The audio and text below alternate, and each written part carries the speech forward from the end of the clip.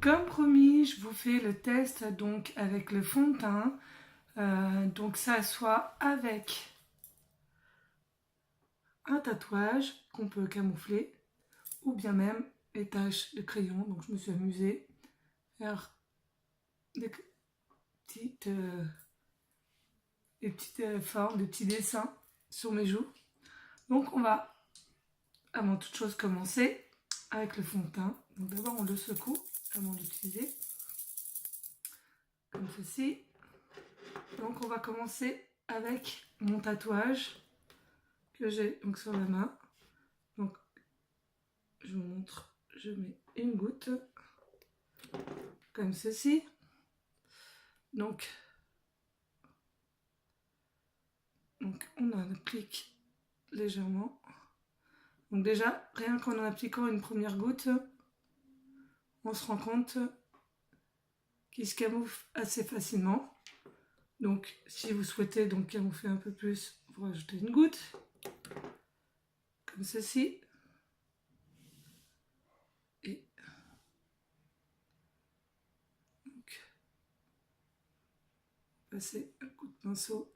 Et comme vous le voyez, il se voit de moins en moins. Plus vous en appliquerez, plus justement il sera camouflé. Donc si je remets forcément une autre goutte, comme ceci, hop, il se verra encore moins, même pratiquement plus.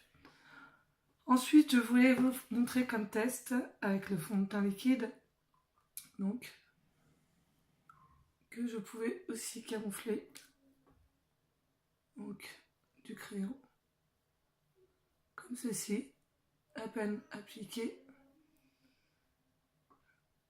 et il ne se voit déjà plus. Pareil, donc j'ai mis vraiment une toute petite goutte. Pareil de ce côté-là, à peine une goutte appliquée, et en étalant le fond de teint, le crayon n'y paraît plus. Donc, pour vous prouver que justement, si je peux camoufler justement des taches de crayon, un tatouage, je peux camoufler tout autant des rougeurs, des imperfections, des taches de fatigue. Et c'est pour ça que justement, je voulais vous mettre en avant donc mon produit phare du Kudos de ce mois-ci, donc le fond de teint liquide, que vous pouvez choisir avec d'autres produits si vous voulez un teint parfait.